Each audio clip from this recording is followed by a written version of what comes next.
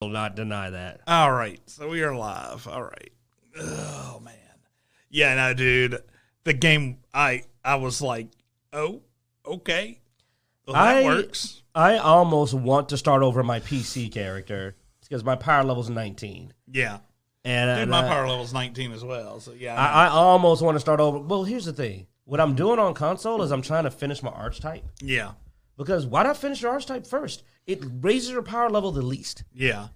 And we'll see. I'm doing the engineer summoner right now. I'm 2 levels away from maxing out summoner. Once I do that, I'm gonna get sentinel. Sentinel reduces your weight by like 20 once it's leveled. Oh yeah, the challenger. Yeah, the challenger. Yeah, and that's gonna make me be able to wear the heaviest armor and still be able to roll, which is not a bad shot. Yeah. So. I mean, and then there's the Explorer gives you movement speed, which is amazing too. Well, I didn't know about the whole. Well, that's the other thing is unlocking all those perks and stuff too. Oh yeah, we should have went through the main game because, dude, you know, one of the rings, dude, I almost switched my build up drastically because of one ring in the last level, and it was melee gives you 5% life steal, and I became a melee summoner. Engineer, and it was insane because I'm telling you, dude, leveling your archetypes versus leveling your equipment is the way to go. Yeah. Anyway, let's get started. We were talking about Remnant 2, by the way. Anybody who was listening there, we'll talk more about it later in the show, or when we get the show started, I guess. Welcome to Dicejunkies. I'm Xenodamus. I'm here with Q, and Bloodaxe had some life going on, so he I almost did. Yeah, you almost did. I mean, he got here 5 minutes before start time, or less than that, actually. Anyway, let's get started. First up, let's revise something that we talked about last week, sort of a warning, and that is Ubisoft clarifies that it won't delete game libraries due to game inactivity after fan panic. Now, being that their actual Twitter account did say, or, you know, be sure to do this or you could lose, we don't want you to lose your games. But Ubisoft came back and said, no, we never delete accounts with games on it. That's for inactive accounts that don't have physical purchases. So, yeah. Nice try. They said they don't want you to lose your games. They were going to delete your games. Now, that's simple. Because how else would you lose your games? I mean, if you don't have the games, you can't really lose them. That big warning and, hey, go do this and the shady link. I mean, do you have the original email? What did it say again? Well, it wasn't the email. It was a tweet from the Ubisoft UK account or Ubisoft account that said it. I don't have it up right now, but it basically said, you know, it didn't say we're going to delete your games. It says, well, you know, be sure to take care of that. You know, we would hate for you to lose your content, I think is what it said. Well, even losing your content still is not okay. Let's see. This is. Let's see if this has it. Yeah, no, that doesn't show. That just shows the email.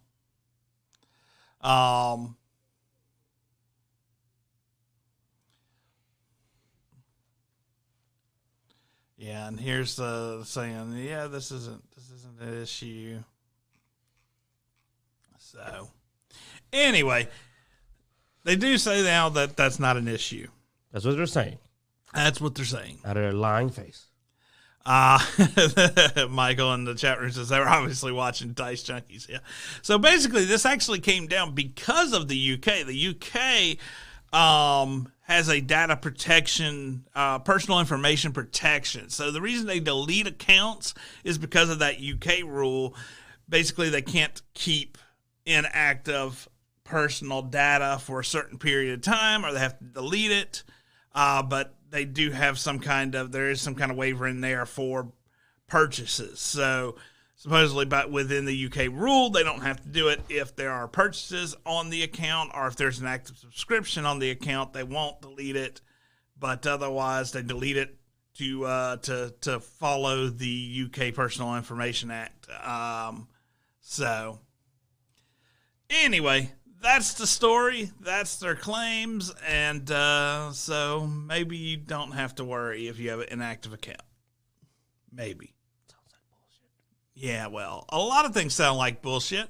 Sort of like this fan outcry of Pathfinder dev game. So we actually, in passing, brought this game up last episode, and then today I read apparently they went and added some tracking data from this ad agency called Owlcat, which was introduced in the latest update like this past Monday. And it basically will grab your IP and other identifying markers, then work with advertisers to basically track to see if you know, what you were doing recently to make you purchase the game, or you know what invade your privacy. Yeah, basically invade your privacy. And because of this, it actually required a new EULA agreement. And if you did not agree with this tracking, you couldn't play the game you had been playing for 2 years. Wait, what? Yes, you had to agree. So you had to agree to have your data stolen, or not play the game, or a game. Wait, is the game free, or do you buy it? No, they bought the game. Oh, that triggers me. Oh. I don't even like to use the word trigger, and that triggers me. Yeah. Oh, man. AppsFlyer works by sucking up your IP address, timestamp, platform, and the version of the game you're running, and your OS. So it grabs all this data. You have no idea. And that's the data we know they're grabbing. I got to call that. My blood pressure went up, man. That pissed me off so bad. Wait, I bought the game, and now you're going to tell me I can't play the game? Yeah. You lost your whole mind. Well, it did not stick. As they put it, the outcry surpassed worst estimations. Why would you? You don't have to estimate outcry. You could just not do effed up stuff. How about that for an idea? Yeah, see, Don't players who refused to accept the updated EULA were unable to play the game, effectively removing their access to a product they could have feasibly owned for nearly 2 years at this point if they didn't want AppsFlyer grabbing their data. Why did they think that was going to work? Why did they think they could go, hey, we know you bought this game, but F you. We're going to take your data, or we're going to take the game back. Yeah, now this is what they say. First and foremost, we made a mistake and apologized to the community. Our rationale was to further Wrath of the Righteous success by utilizing a user acquisition measurement tool to measure the effectiveness of new ad campaigns. No. It's not merely that. But why did you have to accept the EULA to play the game if that's all you were doing? Because here's the thing. Most people don't read that crap. Yeah. So it's not like there was going to be a problem with people accepting it. Yeah, but the people who've been playing for 2 years and all of a sudden had to accept the new EULA triggered some people because they're like, whoa. Not everybody's an idiot. What did you do that I have to accept the new EULA? Well, no, it's going to catch some people. But you can still let them play, though. You just still should let them play. That's all you got to do is go, okay, well, they didn't accept the new EULA, but you can play the game. Some people are going to click it anyway and you would have got some data. But when you try to take something, that's stealing. I'm sorry, dude, that's stealing. I paid for the game. I signed your original agreement. We have an agreement. You said, here's the thing. I said, yes. Here's the money. You said, yes. We're done. You can't just decide to just flip the script and go, we want our game back, especially because it wasn't like it was a agreement that was for security. It wasn't an agreement that was for safety. It wasn't an agreement that it was purely, we want to take your data and track what you're doing online, which is not their right to have. Yeah. And if you won't let us, it's basically the whole. Okay, I'm about to go really south. Yeah. I'm about to say something really ugly. Well, let's just say it's coercion. Let's look at it this way: they made the reaction to remove it quickly. Now this was the one that got me though. The comment from it says some of us were quite pessimistic about this, but the scale of outbursts surpassed the worst expectations.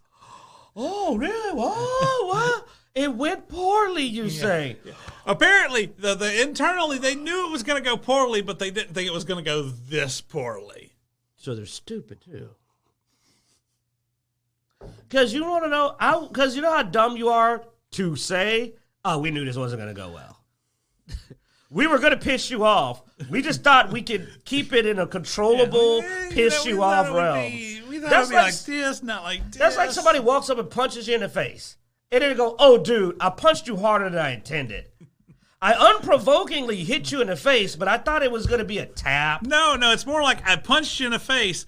Oh, man, you punched me back. I thought you would be mad. I didn't expect you to punch back. You're right. It's like, you thought I was a wuss, apparently. You thought you'd get away with it. You thought you could just run over me. I thought you'd be mad, but I didn't think you'd, like do something about it. Yeah. It was like, That's what it sounded to me. No, you're right. I was on the wrong track. That makes sense. And hey, let's just be glad I don't own this game because I would have been down there with a can of gas and matches. You know how I feel about it. You don't take nothing from Quinn. Q dog don't get jacked. You do not take something from Q. Q don't play that. Yeah, he's still mad about PlayStation's price. I didn't like the fact they thought they could just charge me more and say it wasn't just the price. It wasn't the price. It's the fact of, oh, you gonna pay it. No, the hell I ain't. You done lost your whole dang mind. Like, you don't go gangsta on me, you're gonna get gangsta back. That's all I'm saying. Oh, we going hard? You gonna tell me what I am and ain't gonna do? You're gonna take something from me completely in my face? No, I'm going to go, no, you're not. You're not going to get a penny from me. But it's worse if you think you're going to take it out of my pocket and I paid for it. And that's what that is. That's them going, we're going to snatch this from you unless you let us do whatever we want. And it's like, them fighting words. That's all I can say. Those are fighting words. It's like, oh, we going to it. Yeah. The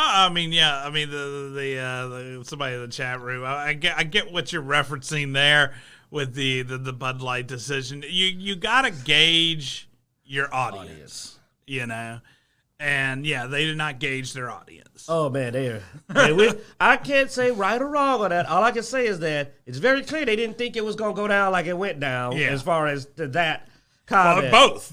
Oh no, they took it a lot worse though. I've been following that story, and it's just like they're still getting hurt. Well, because they couldn't undo what they did. Well, they just were at least able to undo what they. You can take the face off the can, but people ain't forgiving. I mean, I know I could be the last person to talk about forgiving a grudge, but wow, like they are still losing money and can't say anything. All right, so speaking of people doing things that are BS. I don't even know which one. Oh yeah. On top of the many bad decisions of Blizzard with Diablo 4 as of recent, once again they've proven why people were mad that there was no offline mode. I mean, here's the thing, man. If you're not going to allow modding or anything to your game, or you're going to permanently ban them, you have to give another option, which would be an offline mode. Yeah, where you can play the game privately. Play the game the way you want. Go in there and then do whatever you like. 2-3 classes at the same time, whatever it is you want to do. But by forcing it to be online and other people to always be in your game, I get why you don't want modding for that, because it could lead to unfair between console and PC. Also, mods crash games. Yeah. And you could harm somebody. If you cause a game crash on a hardcore player that's in your match, you could end up killing that player. I get it. Some of the glitches mods can do can kill you, and if you're online, especially hardcore, you can get someone killed. You can literally get someone killed because the enemies are invisible. But, I mean, if you're going to do this, you need to have other options. And this is why it shouldn't have been online only. I never thought Diablo would let me, so I guess that's why it bothers me less. Well, here's the thing. I got Bethesda, man. Bethesda lets you mod. This is the reason why a lot of people are upset, is because UI mods are common. I mean, even quality of life, even World of Warcraft does UI mods, you know. And so all the mods that were out are overlay and stuff like that because you can't modify the internal works of the game. It's an online game. But having the statues of altars of Lilith show visible, up on your map, yeah. Have a thing that tells you when and where the heck the world. I haven't seen a world boss in a month. I apparently just don't have the time. I mean, I get hacks and cheating tools, you know, but let's see, what is Turbo HUD? So Turbo HUD is one that they're singling out. So let's see, what does Turbo HUD do? Can we click on this? You're not going to get banned from Diablo 4, are you? So it was a mod for Diablo 3 originally, and basically, it's an overlay mod. Oh, wow. Okay. What's wrong with overlay mods? They make some games so playable. Some games really need those overlays. I tend to play a game unmodded at first. I like to beat it, go through it, but I have seen some serious quality of life where I'm just like, oh my God, this game is so much better with this better map. You know, this better. I mean, heck, the only critique I have for something we're going to talk about later is if I could get an overlay HUD that let me know where the heck I was in that game we've been playing, that'd be nice. Because I get lost. I actually looked at mods on there specifically for, and now there are some mods out there. I did not see the one I was looking for, which was a compass. Yeah, I just would like a north, south, east, west, man. So I'd be like, oh, okay, that way. But so permaban is the display of elites and normal monsters with their affixes. Oh, nice. So, yeah, it had some neat overlay UI interface type changes, but apparently you'll get banned for that now. No, don't say it like that. You will get perma banned. And now we just had this conversation. If I paid for it, it's mine. I don't care if I want to shove it up my butt. But that's the thing, mine. and this is where the issue with Ubisoft comes in. This is where the issue with the Pathfinder comes in. This is the issue with Blizzard. All these things are issues with, the digital world we live in, man. We live in a digital world where we don't really own our games anymore. Well, we used to, because would download the game. But now, it's like I said, it's not, I refuse to put this completely on the digital games. It is the online off of their servers, because I got games on my computer right now, I download it. I can go do whatever I want to them. They're downloaded onto my system. All the files are on my system. But when you're playing out of their servers, you are renting at best the game, except they're not charging you a rental fee. They're charging you a purchase fee. They want $70, $80, $99. And then they turn around and go, no, but it ain't your game. And honestly, I'll be real. I'm to the point now where I am going to have to start seeing which games are like this or not. It's going to affect my purchases because I'm getting sick and tired of this. Yeah. Well, and like Flynn in the chat room mentions, ESO Online, Elder Scrolls Online allows UI mods. Well, Bethesda. But the thing is ESO, World of Warcraft, Evercrack, almost every MMO allows UI mods except for apparently Diablo. Blizzard. Well, no. World of Warcraft is Blizzard. Just Diablo. Dude, I don't know what their big thing is about Diablo. Like, did Path of Exile get them all butt hurt? They're scared? Because they seem to just be super freaking sensitive. And Diablo 4, I know I'm new to Diablo. All I did was play a little bit of the last season of Diablo 3. Because it was like $8. And Bloodaxe got me to try it. Then Diablo 4 said it's cross-platform. And honestly, we're so starved for cross-platform, we'll snag almost any cross-platform game that's even slightly an RPG or action game. Yeah. But I'm not happy with the way this is being managed. This is one of the worst experiences company-wide, not game, but company-wise, I've had since the last Borderlands game I played. Yeah. And even then, Borderlands 3 wasn't as bad as this. Wonderlands was. This has been really badly managed. Yeah. This is from a new guy. Y'all want a fresh non-Diablo fanboy perspective? Diablo 4 feels like it's being mismanaged. I don't know if I'm accurate or not, but it feels like it's being very badly mismanaged. What do you think? You've been here longer than me. And Flynn have played it longer. I mean, yeah, definitely. I think it's why the next topic actually tears me at which one I should go for first. I'm gonna go for one that Flynn actually mentioned here, and he says, "Wait for Path of Exile 2. Path of Exile, great game, and the sequel is looking even better." And speaking of that, we actually do have Path of Exile 2. Ignore this whole game, the article title. Basically, the point of this is Path of Exile 2, many years ago when it first was announced, it said that it was going to allow you to be, it would be a continuation, basically, of Path of Exile 1, a big expansion almost, as the two games would be combined. They did come back in this latest ExileCon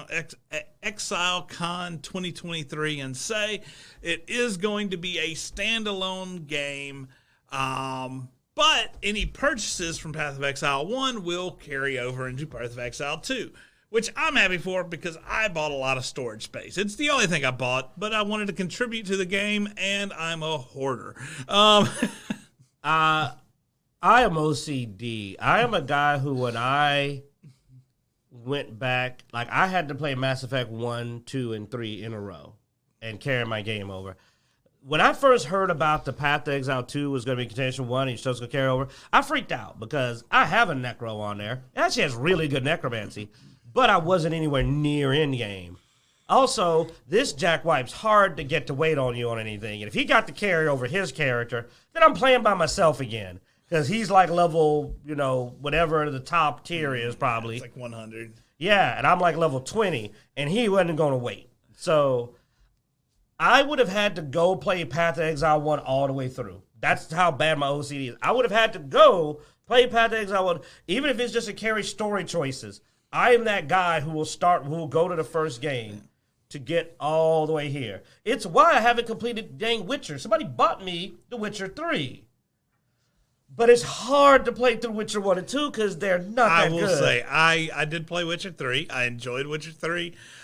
1 and 2, I could not get through because they were a bit painful, so I ended up just watching a video on 1 and 2 so that I could get all the story idea and But I want to carry over my choices, and I was like, I tried to get through Witcher 1, and I was like, oh, this is hard. So I don't know. Do your choices carry over? Supposed to be. You go straight. When you start the second game, the stuff you did in the first game carries over. Yeah, no, it does. That's why. Does it not do one of the normal? You can enter your choices here instead. I don't know. You're the one that played Witcher 3. You tell me. I don't remember. That was a while back, man. But that's the thing, and the only people I remember doing that is Dragon Age, and that's just because they were one of the first ones to really do the whole. Yeah. And that's my thing. And so Mass Effect. It was a big deal to sit up there, and I was worried about it. So now that it's a standalone game, I'm not sweating it. All right. Yeah, I've heard it's really good, Witcher 3. I'm getting yelled at. I always get yelled at when they hear I haven't played Witcher 3. No, it does look good. It looks fun. Now, the only problem is this would be the best time for Path of Exile 2 to come out. Sadly, the closed beta does not start until June of 2024. Oh, man. So the game won't be out for at least a year. But I want a good necromancer. Well, let me rephrase that. A good minion necromancer. Let me be fair. You can throw bone spears all day in Diablo, but I want a necro. Yeah. And I remember I had fun with my necro. I really did. Actually, a lot of the classes were really good. Path of Exile. I like that. Path of Exile was really good. The problem is that we can't cross-play it. See, that's the thing, is that I went Diablo 4 because we wanted Bloodaxe, and Bloodaxe is just adamantly not going to be a PC player. So, unless Path of Exile 2 comes out on console with crossplay, then we got to leave Bloodaxe behind. But I guess we'll just pick up Flynn and, go from there. But I really would like to see all three of us get on a game.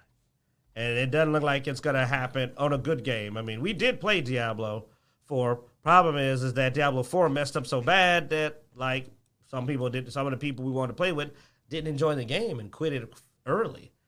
And that's how I say it's being mismanaged, because it's made people lose interest way too fast for a Diablo game. No, dude. I mean, by season 1? I haven't fully lost interest, and this is the problem. This is why Path of Exile fails to capitalize on this. Blizzard will eventually get past its mistakes, and it will probably do that before a year from now when Path of Exile 2 comes out. Season 3 or 4? Probably. I estimate by season 3 or 4, Diablo will be a good game.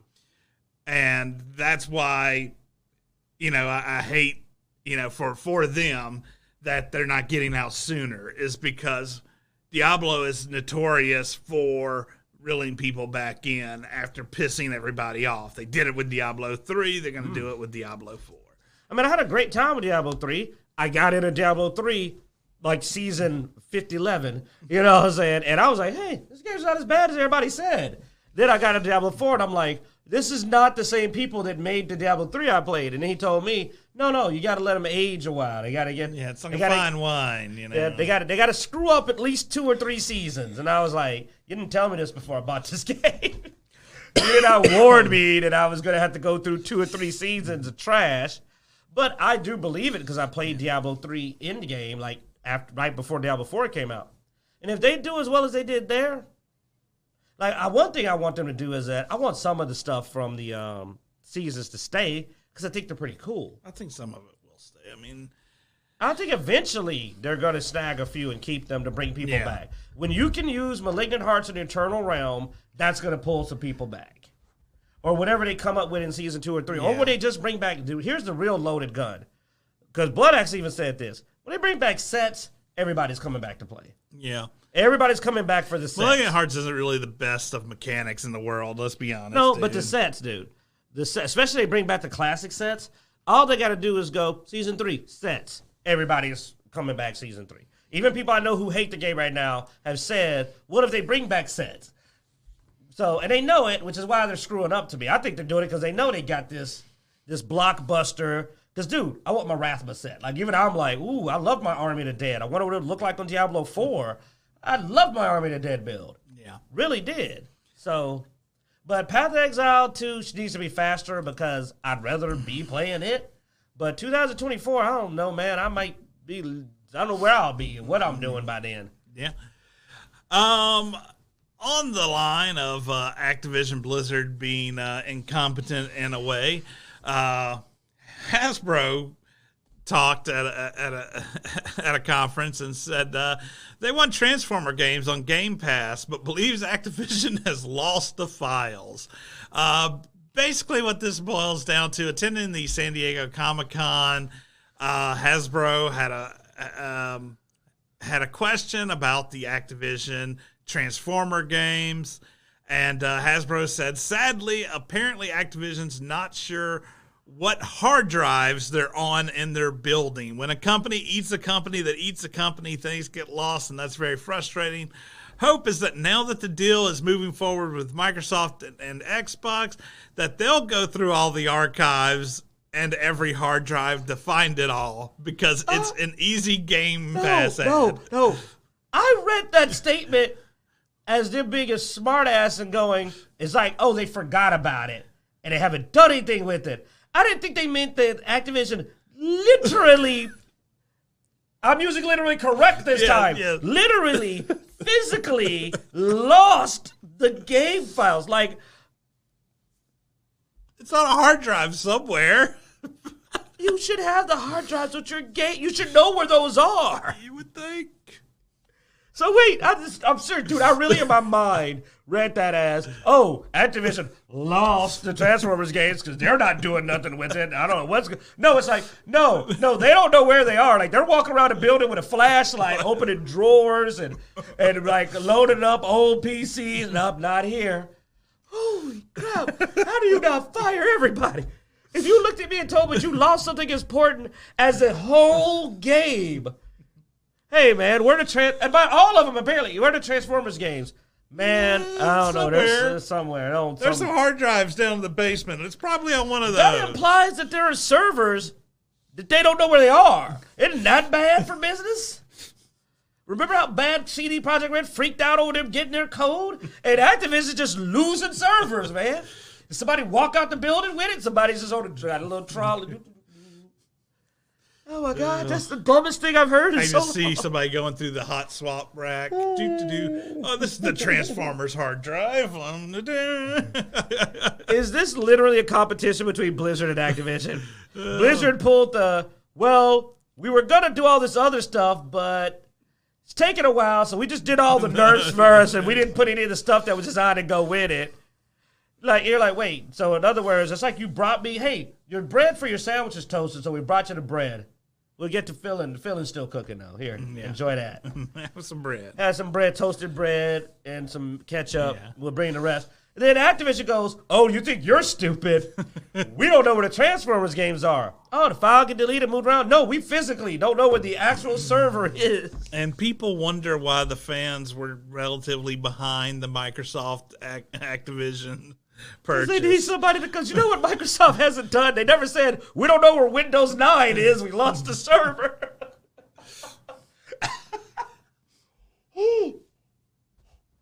How badly are you taking care of your servers? Why are the servers not online? Why can't you access the servers remotely? I'm not even a super tech guy. I'm a mild. This is a techie guy. I know this has to be. He's playing it off, but that has to in your head be blowing your mind. Yeah, no. To be like, how did you accomplish this? Because I mean, if you lost the hard drives, it means they're not even in. Yeah, like you said, they're not on your rack anymore. They're not connected anymore. That means you just started pulling fucking drives and storing them places without any kind of system of filing. I'm not in IT where I work. I know where the servers and the hard drives are. I've physically seen them with my eye. I know where they are. How do you? My thing is I a label, be like, man. Oh, probably that door. You think that there would be some kind of, I don't know. Every company in the world has to go through an audit. You think that would be on the audit? What's worse is some of these Transformers games, I know from seeing them when they popped up, were online games. So why do you not have access to the games? Like, did they shut down every Transformer game? I'm almost sure I could go to the store and there's still Transformer games to buy. They were pulled. They were pulled from the Xbox a while back in the PlayStation stores. I guess they did pull them and then they just lost them. Okay, All right, I'm done with that. I don't know what to say to that. That's so stupid. It's beyond. It's incredible. Speaking of incredible things that Q will love. Techland's next. Wait, that's not. Techland. The people who made. What was that game that they made? Oh, Dead by Daylight or Dying Light. Dying Light. Dying Light. Yeah, the really good Dying Light game, and then not so good Dying Light 2 game. Guess what? Yes. 10 Cent bought them. They deserve it. This is what you get for what you did. Oh, Tencent is now the majority owner of Techland, the creators of Dying Light. So, another game company swallowed up by Tencent. At least it's one that was screwing up. But that means we're not. I don't even know what that means.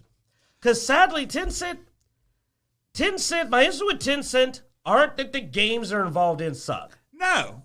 It's their morality, policies, and deep embedment in government interference. It goes back to the whole Pathfinder issue we had, and that's tracking. A lot of Tencent stuff is known for tracking. Yes. And every now and then they do have to make a weird decision because of the government influence. Yeah. But generally, they want to make money. So they don't actually do the stupid stuff that makes you lose money. They don't lose. Which is annoying. They don't lose games location. Or make really dumb decisions because they've got to report that money to the government. So they got to make it. So it's like, we may get a decent Dying Light game. It's going to know what you had for dinner, but we may get a decent Dying. Oh, God. You know what? It's better because if I really had enjoyed Dying Light 2, that would have actually upset me a lot more. It's more of, I am upset, but it's more of, Tencent needs to be. Why the heck were they bothering Microsoft? Tencent is literally a foreign power that has a very not friendly government to everyone else. That they're letting buy everything. Where's the what's the nuts with the people there? The people, what's the name of the stupid group that's wasting everyone's time? FTC. Where's the FTC there? They don't have any control there. What is Techland not anyway U.S. related?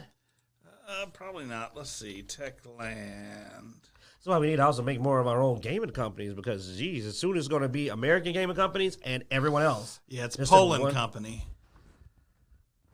Man, Poland always gets it bad, don't it? Ooh, that one. Anyway. But Dead Island, Dying Light.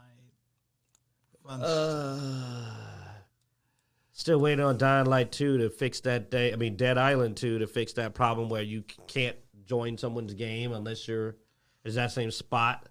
Because me and Bloodaxe want to play that, but with the way we have the way our schedules are, there's no way I can stay in the same part of the game as him. But, a good example is when we talk about later on what we've been playing, how play times and progress can cause a huge, huge gap. Okay, yeah. But apparently, yeah, like they have Dying Light 2. Well, College Risk. So there's their games. They only have 3 games. I mean, it's a small company. And then they've published a couple of. Yeah, Rise. I've seen Rise. Well, the other problem is that means that we're probably not going to get these games on Game Pass. Because I don't think anything Tencent had a hand in has made it on the Game Pass either. Well, no, they have their hands in Epic, so they'll be on Epic.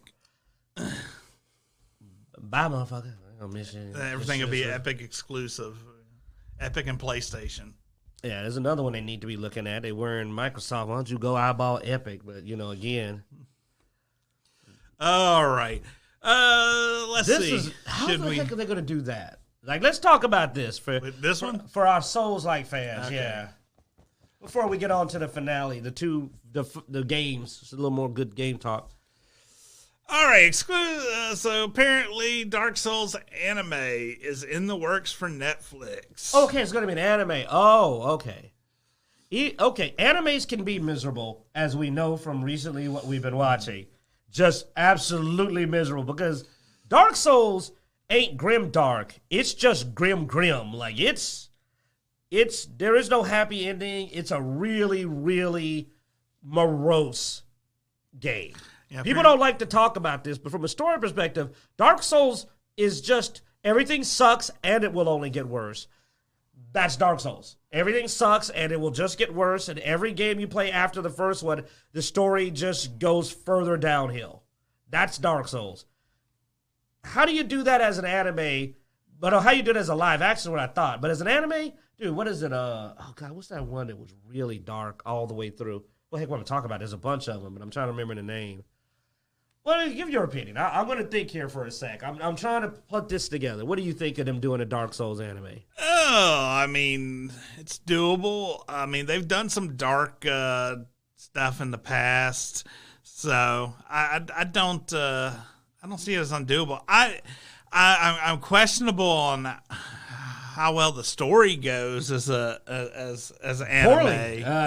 I mean, it's not a very real intriguing. In-depth. Well, no, that depends. The games don't cover a lot of the story. Okay, but if you really are nerdy enough to go to the sites and get the lore, there's massive, interesting lore. Okay. The problem is the games tell you none of it almost. I'm being honest. But there's a whole story of what happened before the game. Everything before you join the game, because they hate you, is awesome. It's heroes and gods, dragons. Like, dude, Elden Ring's story before you showed up. And I mean, I haven't really dived into Dark Souls as much as I know you have. I played the first one, and I played a little bit of the second one, a little bit of the third one, but I didn't get too deep into those two. It's like there's many very intriguing epic characters. You're the only loser. You suck. Everyone else is awesome and has an amazing story. So, if the anime is following kind of Game of Thrones style, all the intrigue and things that are happening in the background, it'll be really good. Okay. But if it tries to follow like they make a main character based on the one you play, then it's going to be suck. We thought we were getting annoyed at the animes we were watching where the main character's a loser. There's nothing that makes you a bigger loser than Dark Souls. You suck. Yeah. I will say the good thing about this, and this is the biggest good thing, is no matter how good the anime is or bad the anime is, From Software is taking money from Netflix in which they can make more games. We can finally get our DLC for Elden Ring. I heard Armored Core 6 is looking really good. I've heard Armored Core 6 is looking I've watched great. some gameplay, yes. and I wish it was multiplayer, though. God, I wish it was multiplayer. From Software, I mean, they've refused to sell, when tempted by the devil, because I think Tencent had their eyes on them for a while, PlayStation had their eyes on them for a while, and they were like, no, Jeez, we that's won't two go. different versions of the devil. Yeah. And they were like, we're going to do our things. We don't want to be prohibited or anything from some third party, having their hands in our Kool-Aid. So well, that's how you build your brand. The biggest gaming companies did it on their own, right? All of them got their names out there without, and I've never seen one that's been bought that's really been able to keep it going. We're hoping that Bethesda's going to be the rare case of they got bought by Microsoft.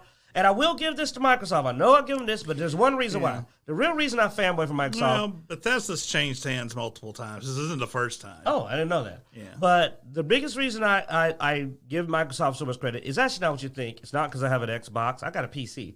It's actually because, to the point of it literally causing Redfall to suck, they are sticking to the hands off. They're serious about we're not going to screw with their vision. Yeah. And for Bethesda needs money. They don't need tampering. They need quality control maybe, but they don't need tampering. Like, I don't think they do. I think if you start, because one of the things I like about Bethesda is they let people mod the crap out of their games. You know what a company that's greedy like Epic or Tencent would say? No, man, they need to buy those mods.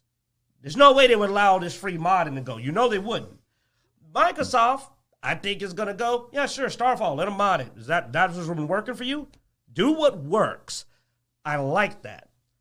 Now, in some cases, and because honestly, everyone blames Microsoft. No, to me, Redfall should have came to Microsoft and said we need help. Because they would have helped if they came to them. I believe if the guys who were developing Redfall came and said, hey man, it's not going well, they would have said, we'll get you some guys.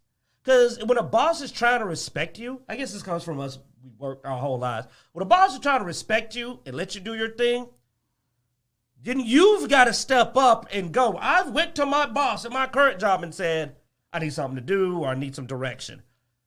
That's the price of that freedom.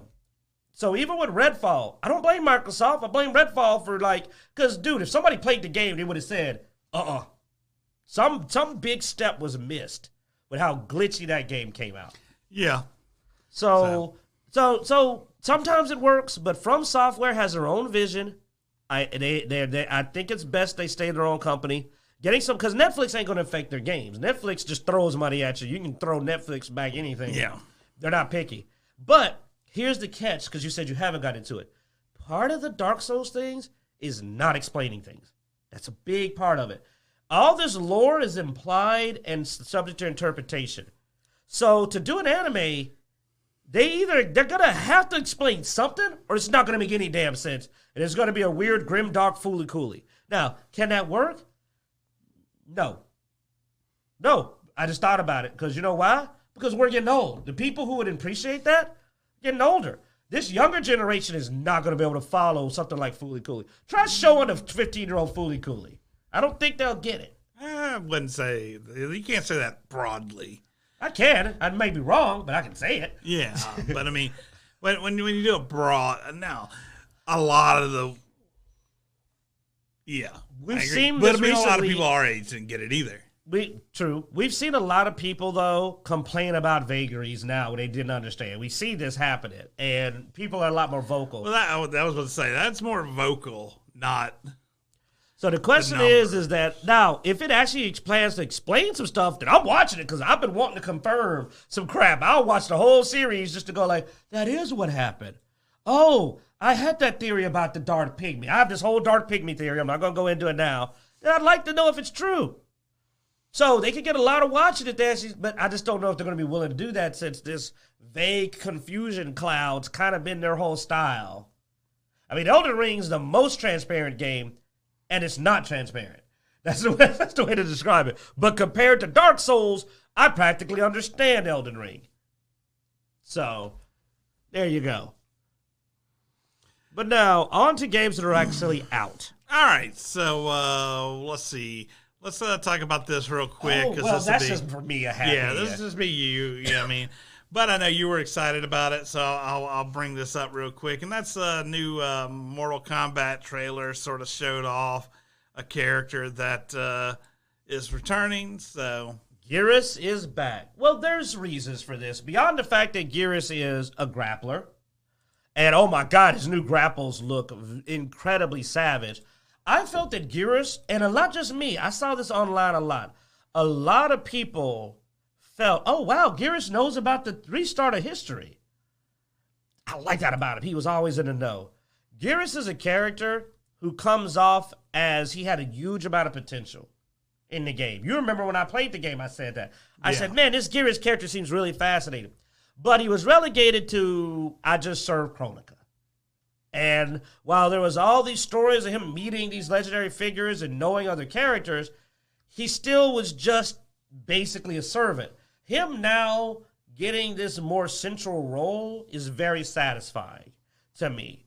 And what I like is that, you know what, I'm going there. You mind if I go there a little bit? I like that Geras isn't a race swap. He isn't a Mary Sue. He was a really interesting character that they said, we could do more with this character. And they did it in a good way. Because, yeah, I like that Geras is a brother. I like Geras is a brother. I like that Geras is a grappler. But I also like the fact that they brought him in a way that makes sense. If you don't know the story of the last game, they restarted the timeline. Geras is part of the Hourglass. They brought him in as part of the Hourglass. It's a perfect way to bring this character to the forefront that doesn't feel half-assed. It's a well-written story. It's something I always wanted to see. So I'm really excited because, I think this is going to be a really good growth for that character. And it makes me want to get Mortal Kombat 1, which I was casually considering. Now I'm like, oh, crap, man, I think I'm going to main Geras, So, and also he was a villain in the other game, though there were some, tendencies that showed he wasn't really evil. Now he seems to be actually brought forth as a non-villain, which I also wanted to see. My headcanon what if has become a reality. Of course I'm happy. But what if happened? So there we go. I know you're not a big Mortal Kombat guy, but like I said, it's like, I like it. I'm looking forward to it. And I have a main character I want to play now. Cool. All right. And last up is... it's a bookend, man. We started, if you came in early, you heard us talking about Remnant 2. Yeah. Is Remnant 2. Remnant 2 is the game, came out last week, and we've been playing it all week. And I gotta say, for a game that wasn't even full price, I mean, it was $49 for the full version of the game. This game is freaking amazing. I'm loving it. This has probably been probably one of my favorite games in the last couple of years. It would have been worth a AAA price. After playing it, it'll be worth it. Because now that we found out the fun of the restarting and at that, the game's got a lot of gameplay. Oh, yeah. I know why they did it. The story is quick. You can run through the story, but this is one of those few games where, this is what Diablo was supposed to be. Yeah, you beat the story. You've only just begun to put your foot into playing this game. When it comes to first-person action RPGs, I hope that this Technically game... third person. Technically. I mean, third person. Yeah, that's what I meant. Right? No, first person. It's not first person. Is it? You see over your shoulder all the time. Oh, yeah, I guess you do see over your shoulder. I mean, the view and the way you fight is very first person. Yeah, it's very first person. But anyway, for this type of game... Over the shoulder. I hope... Over the shoulder. Yeah, over the shoulder. I hope people take, future game developers take note of this game. It has a very well done border of playability while difficult. It handles well. Combat is buttery smooth. They didn't do anything like super evolutionary, but they took the elements of this genre and they utilized them very well and smoothly. The gun combat, good. By the way, that gunslinger, oh my God, I was not having fun with that. It plays, I was running a summoner build, so I wasn't really doing a lot of shooting. I mean, I had an automatic weapon. I was being lazy. Dude, that 6-shooter is sexy. Oh, man. And, I mean, just every part of it is smooth. But then I started messing around with the melee combat. All the weapons play very differently. I've been playing around with melee combat as well. And, yes. The weapons play very differently. The melee combat is even good. And I was just like, holy shit. There are some games around melee combat that's melee combat is worse than the melee combat in Remnant 2. And I'm not going to say it's the perfect game or that it came out with it's had some graphic issues. It's not the highest end of graphics in the current generation. No, it doesn't look bad.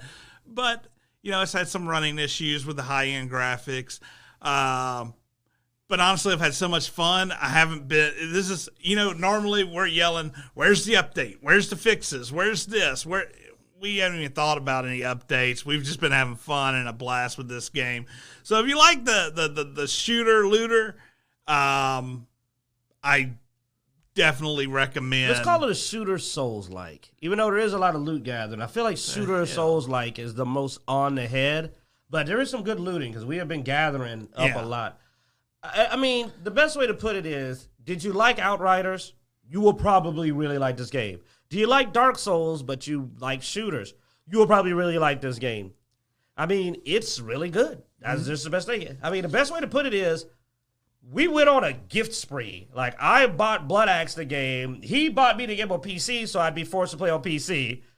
I bought Bloodaxe the game on console. I'm playing on both. That's how fun the game is. I'm on the console gunslinging my butt off because I can actually shoot. I'm better with a controller, even though I play a controller on PC. I can shoot really well. And then I'm running like Summoner Engineer on PC. And before the show, I was even going like, I don't know, man, I may start a fresh engineer. And the last time a game made me do that? Only Bethesda games have made me go, what would it be like if I did this? And then while I'm playing the game, I'm running multiple characters. I'm running one character in Diablo. I have 5 characters already. I'm running one character in Diablo 4, and I almost deleted it when the season started. You had to talk me out of it, because I didn't want to have more than one character for Diablo 4. This game, I made a second character on console, and I'm considering a second character on PC. That says a lot. I don't know how to say that more clearly, how big of a thing that is. The only thing slowing me down for starting another character is I've thought a lot of trait points, man. Like, I was just like, ooh, that's a big restart. That's a big restart. But, so, I mean, I don't know any other way to put it. It's a really fun game for the money. And, I mean, we got the premium edition because, the game was reasonably priced. I mean, we paid more to get a normal AAA game. The premium edition. But on top of that, I am looking forward to DLC. The premium edition was still, what, $69? $60, $79. I think it was $69. It might have only been $69, you're right. Yeah. Which is like what I played for Diablo 4. Yeah.